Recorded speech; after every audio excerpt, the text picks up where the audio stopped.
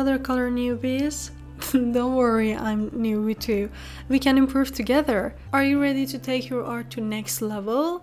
In this video, I'm going to share some super easy tips that I've learned before to help you improve your watercolor skills. So grab your paintbrushes, put on your creative hats, and let's dive into the wonderful world of watercolor. First and foremost, always have your watercolor swatch. When you're working on a painting, it's easy to lose track on which colors you've used and how they look on paper. By creating a swatch of each color you plan to use, you'll have a handy reference to help you choose the right colors and mix them together more effectively. And you don't need to guess what color are these anymore. Blue? Oh, it was purple. This one's black. It was blue, wow. See? Watercolor swatch is important. Plus, it's just fun to see all those pretty colors side by side. Next, learn to control the water when putting on paper. There are a few different ways to apply water to your paper. One technique is to apply the color first and then add water. This can create a more defined look and help you control where the colors go. Another option is wet your paper first before applying any color. This can create a soft blended effect and help the colors to spread more easily. Experiencing with different techniques can help you to find the method that works for you. So don't be afraid to play around and have fun with it. You can even use them both. First off, let me just say that the color mixing is one of the most fun and rewarding part of working with watercolors. If you're just starting out, I recommend experiencing with different colors combinations to see how they look together. You can start by mixing primary colors, red, yellow, and blue, to create secondary colors, orange, green, and purple, and then move on to more complex color combinations. So go ahead and mix up some colors. Who knows, you might just discover your own favorite color shades, and you might even find your style.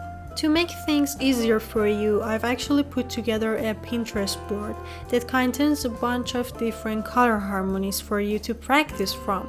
And I will put the link in the description. Use them and practice them, and I promise choosing the right color will be your second nature. And guys, before we move to next tip, let me show you this cute adorable kitty. She actually one of 5 siblings who come every afternoon to take a nap together. If that's not the most cute thing you heard today, then I don't know what it is.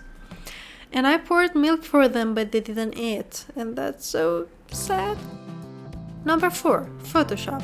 Sketching on watercolor paper can be tricky, especially if you just started out. But don't worry, there's a solution. If you're comfortable with digital art, you can create a sketch in Photoshop or another drawing program and then transfer it to your watercolor paper. This way you can get those nice clean lines without worrying about smudging or erasing. Plus, you can experiment with different compositions and color before committing to your final piece. It's like having a practice run before a real thing. So don't be afraid to mix digital and traditional techniques. Next one, gummy ears. Instead of using regular eraser, which can actually damage your paper and make it harder to work with, I recommend using a gummy eraser. A gummy eraser actually lifts off the pigment without damaging the fiber.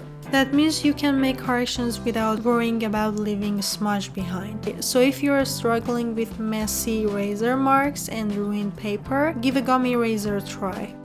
The other important thing to keep in mind when painting is to work from lighter to darker colors, because if you start with the brighter colors first, you will have more control over how the colors blend together. Plus, it's much easier to darken a color than it is to lighten it. And the last one, make sure to let each layer of color dry fully before adding more. If you don't, your colors will be mixed together and you might end up like this, and this, and this.